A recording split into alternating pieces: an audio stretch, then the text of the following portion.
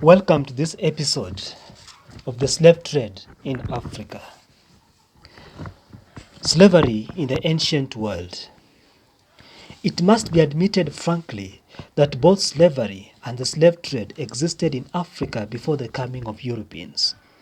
In fact, slavery was one of the established institutions of ancient Africa.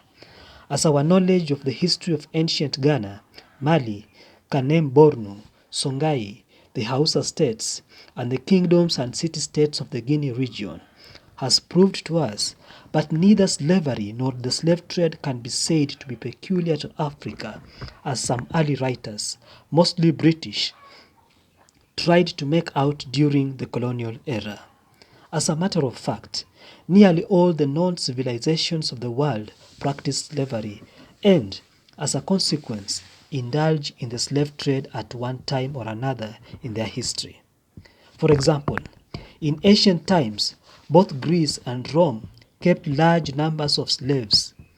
In Greece, one of the world's greatest philosophers, Aristotle, taught that certain people were born to be slaves and others to be masters. According to him, it was the duty of the slave to serve and that of the master to rule. He was not, however, saying something new.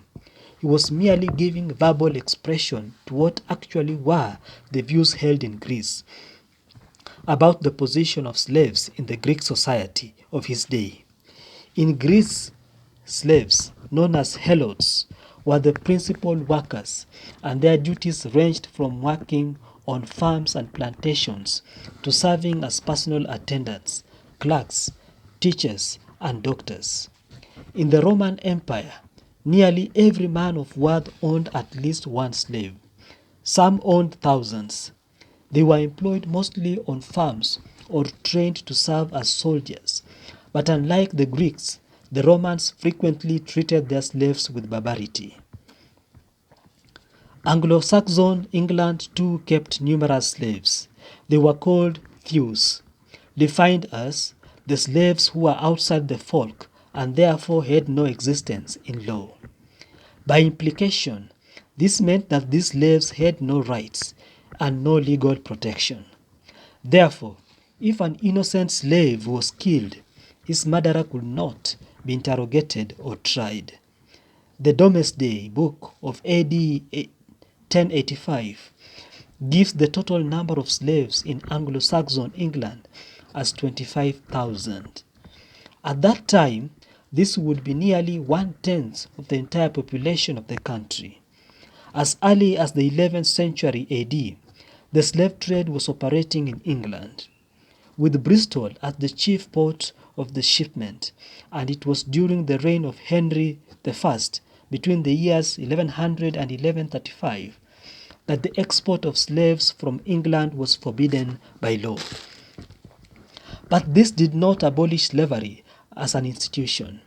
This had to wait until 1772, when in an historic verdict, an English court of justice, obviously under the influence of the abolitionists, declared that slavery was repugnant to the law of England and therefore could no longer be countenanced.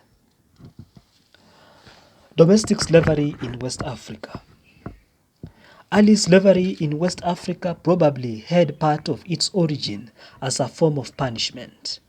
Those who committed serious offenses against the village or state customs, such as sacrilege, incest, and other heinous crimes, which could not, by tradition, be atoned for by cleansing alone, were usually either ostracized or reduced to slavery as a punishment for their offense.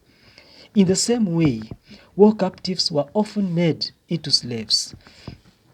The evil practice of selling innocent children and bankrupt debtors would seem to have been a later development arising either from the greedy demands of the transatlantic slave trade or that across the Sahara. But apart from this punishment element in domestic slavery, slaves in general were not maltreated by their owners. They were regarded as members of the family of their owners and beyond. The fact that they were the property of their owners, their position was basically the same as that of ordinary servants. except that their services were not paid for. It was therefore as servants that they provided free labor and acted as carriers in an age when mechanical carriages and hired labor were unknown in West Africa. In the original African system, slaves were at the bottom of the social scale, but they had rights, rights which their owners could not, by custom, override. Dr. Elias tells us in his book, The Nature of African Customary Law, that nowhere was there a legal right in the master to kill his innocent slave. Although masters sometimes abused their powers, in some states of West Africa, slaves could purchase their freedom either by cash payment or by long, loyal, and satisfactory service. In others, a slave automatically became free at the death of his owner. In others again, a slave could inherit his owner's property, and in many states, slaves could be appointed to high offices, since, being slaves, it was assumed that they could never command a sufficiently large following to challenge the authority of the rulers. Some slaves, possessing special ability and intelligence, even rose to the rank of chiefs or leaders of their owner's lineage group, as the case of King Jaja or Opobo in the 19th century well illustrates. And there are numerous cases in which women who had been pawned away or who had been dispatched into slavery because they were bonded to their creditors, married their owners, and thereby ceased to be slaves. Olaudah Equiano, an Igbo kidnapped in about 1756, while still a child and sold first to a West African, then to a Virginian in America, and finally to an Englishman, vividly summarizes all we have been saying in his own story.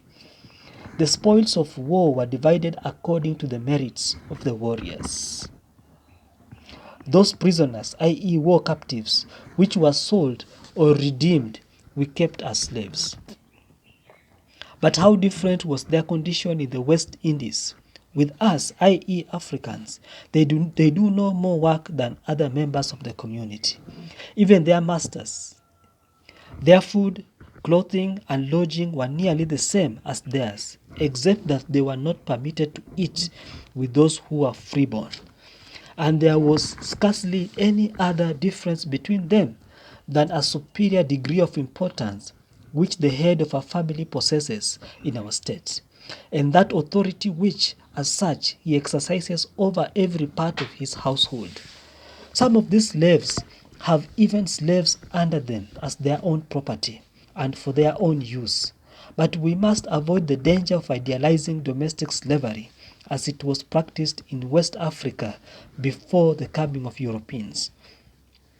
Although, in general, slaves under the domestic or household system of slavery were treated well, we should not forget that their lot was not one to be widely envied.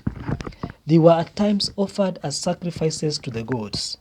In the Sudan states, young male slaves were often turned into eunuchs after a very cruel operation, and slaves considered valueless to their owners were either resold or, especially in the Guinea kingdoms, buried along with their dead owners, particularly if these dead owners were chiefs or kings. The earliest external slave trade in West Africa is as old as the caravan routes that we will discuss. Among the commodities West Africa exported to North Africa in exchange for salt and other goods, slaves figured prominently. With the occupation of North Africa by the Arabs, who wanted slaves for recruitment into their armies, houses, and harems, the demand for slaves increased, and more of them were exported northwards by nearly all the West African states of the Sudan and Guinea.